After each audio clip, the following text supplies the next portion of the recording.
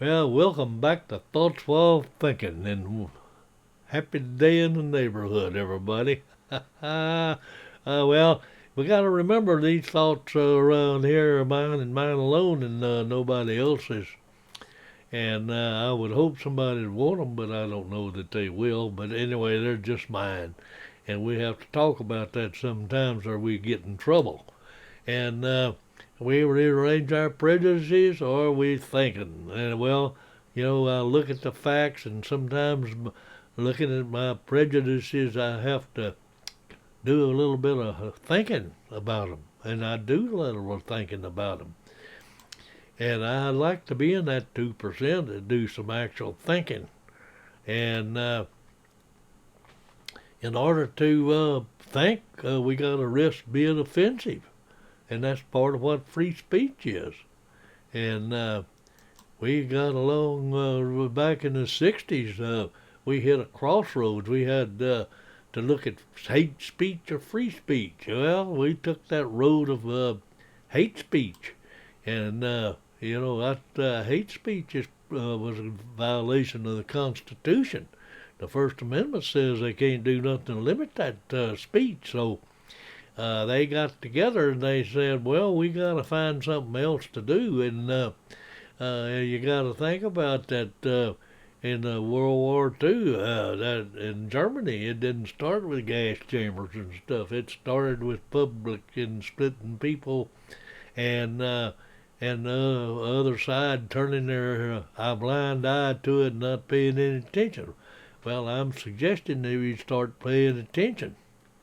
And, they say hate speech is murder. Well, how in the world can speech be murder? Well, uh, that's where they got turned around and they come up with hate crime. And it's all about censorship. And they just want to control what you think and what you speak. And right now, it looks to me like any truth that you say is hate speech because they don't want to hear it. It violates, and there ain't no freedom for hate speech. Well, what is hate speech? Well, I guess any kind of thing. We think a lot of stuff, and but we don't act on it. And but anyway, there's no freedom for hate speech. Well, so there's a violation of the First Amendment, in my opinion. And, hate crime. What's the difference between a crime and a hate crime? Well, the difference is the way you think. So the hate crime is regulating your thinking. And, they say, well, we're going to have, because of this hate crime, we're going to have greater punishment. Well, in the case of murder and stuff like that, a hate crime, what kind of more severe punishment can you have than an electric chair? Think about that for a little bit. And all it is another method of controlling your speech. It's a free speech violation of the Constitution. Now that's what I'm thinking, and that's my opinion, and I'm just looking at it. And hate speech and hate crime, it attacks everybody, and the communists, they don't like their speech, so it's any kind of an attack on them is a hate speech. Well, we can't control hate speech, so we got hate crimes. And hate crimes and hate speech are just one and the same, and they're all set there to mess with your mind, keep you from speaking your thoughts, and choking down whatever motivation that you have. And, you got to detach yourself from what some people say, that you not get emotionally invested in some of those attacks we have. But anyway, a little bit of speech may hurt your feelings, but you got to bounce back real quick. And that's what it's all about. And if my humor hurts your feelings, well, I suggest you just get over it. Well, that's if I hurt your feelings, that's probably hate speech. And I hurt your feelings, so deal with it. So that's hate speech. Well, here you go again. Well, we don't like what you're saying. You're probably right in your speaking the truth and stuff, but we don't like it, so it's hate speech, and in the trash can you go, Bubba. And the snowflakes got your feelings hurt with the speech. Well, use your smartphone that your daddy bought you and call somebody that cares. Well, Clint says, well, that's the way it goes. And the media, they jump on that hate speech and hate crime, and they bounce it around, and they choke it down and try to brainwash you and keep you from really thinking your own thoughts. And the violent hate crime, oh my goodness, hate crime, what, like I said a while ago, what is a hate crime? Well, a crime is a crime, and now they're trying to control your thinking. And they're messing with your thinking on that hate crime, because they're saying that, and the Constitution, they just have a couple of little limits to our free speech. And our free speech, can't harm the public or defame anybody's character, but there's laws against that. And but otherwise we are free to say it, and then we risk the the risk of a lawsuit or whatever it is. But we still have the right to say it, except for the one big condition of harming the public, like hollering fire in a theater and not being a fire. Well, that's a trite thing to say, but it's been used in the history down the line, but it's true. And so we got the hate crime, and its definition is it's based on your thinking. Well, it's not a hate crime that you committed. It is your thinking that is the hate crime. Now think about that. Just think about, how they're trying to control your thinking. And whatever you do, a crime is a crime, and a violation of the law is a violation of the law. And your thinking should not be considered a part of it because of your private thoughts. I mean, everybody's got all these bad thoughts that run through their head. They just don't act on them. But they're trying to control your thinking so you don't think about anything.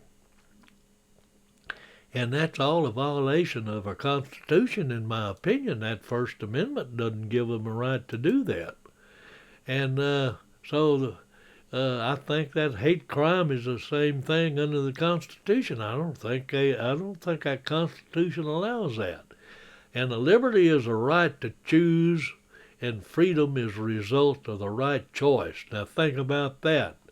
We got to have the liberty and the freedom to choose, and that includes our thinking. And Oliver Wendell Holmes, he says, my right is to swing my fist, but it ends where your nose begins. Well, my dad paraphrased that when I was growing up. He said, your freedom ends where the other fellow's nose begins. And, that's how I was grew up, and that's what I was taught, and that's what I believe.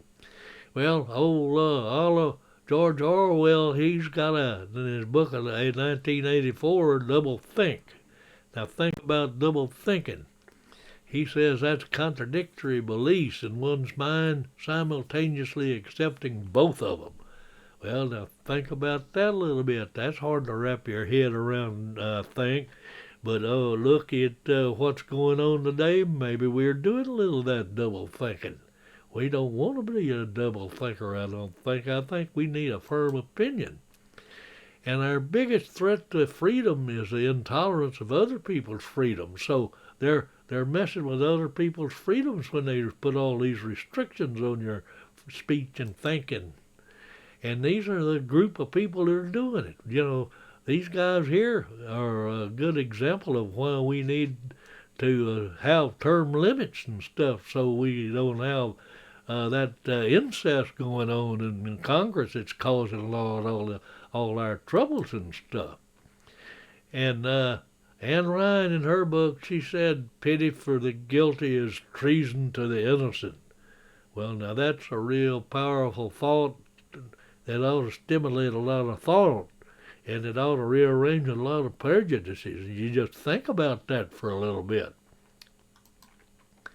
And the First Amendment is supposed to protect our rights and freedoms and stuff and our pursuit of happiness. But right now, it's all turned into hate speech and hate crimes. And Thomas Jefferson, he said the greatest danger to American freedom is a government that ignores the Constitution. Well, I think that we'll all pretty well agree that right now the government's ignoring the Constitution, and they have been for quite a while. And George Washington, he said, without freedom of thought, there is no such thing as wisdom, and no such thing as public liberty without the freedom of speech.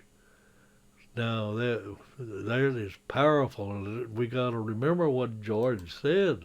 That's a powerful thing. But right now, it's looking to me like if you think for yourself that it's a crime. We've got this new commission that is extreme beliefs. So you can't have extreme thinking. Then you can't have a belief.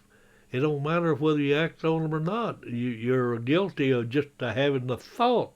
Now think about that for right now. That's pretty much that's pretty devastating commission there, and it has no limits to how it can persecute you. And the only rights that you have are the ones you're willing to fight for, and so you got to start fighting for our rights. And I'd much rather be a conspiracy theorist and question everything than a sheep that follows all this BS without even thinking about it. That's the way it goes.